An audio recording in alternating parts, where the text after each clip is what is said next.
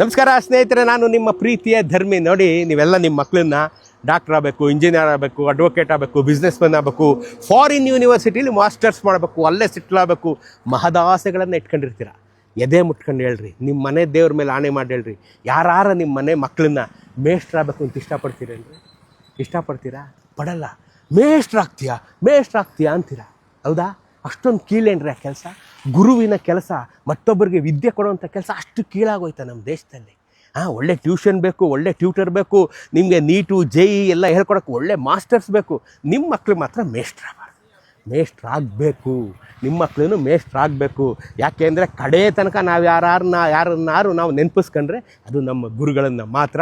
ಅದಕ್ಕೆ ಸಾಕ್ಷಿ ಇಲ್ಲಿ ನೋಡಿ, ದೊಡ್ಡಬಳ್ಳಾಪುರದಲ್ಲಿ ಒಂದು ಕ್ರಾಸ್ ಇದೆ, ಮೇಷ್ಟ್ರ ಮನೆ ಕ್ರಾಸ್ ಅಂತ ಇದೆ. ಇಂಜಿನಿಯರ್ ಮನೆ ಕ್ರಾಸು, ಡಾಕ್ಟ್ರ್ ಮನೆ ಕ್ರಾಸು, ಅಡ್ವೊಕೇಟ್ ಮನೆ ಕ್ರಾಸ್ ಕೇಳಿದ್ದೀರನ್ರಿ? ನೀವು ಕೇಳೋಕ್ಕೆ ಸಾಧ್ಯನೇ ಇಲ್ಲ. ಮೇಷ್ಟ್ರ ಮನೆ ಕ್ರಾಸ್. ಗುರುಗಳಾಗ್ಬಿಟ್ರೆ ಸೂರ್ಯಚಂದ್ರ ಇರೋವರೆಗೂ ಗುರು ಪೂಜನೀಯನಾಗ್ತಾನೆ.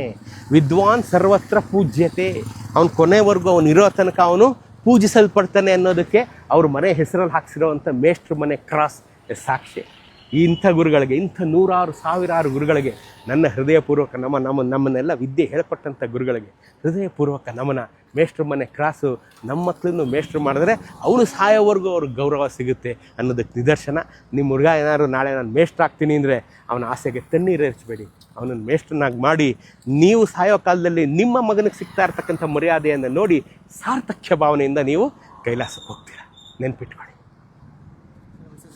ನಮಸ್ತೆ.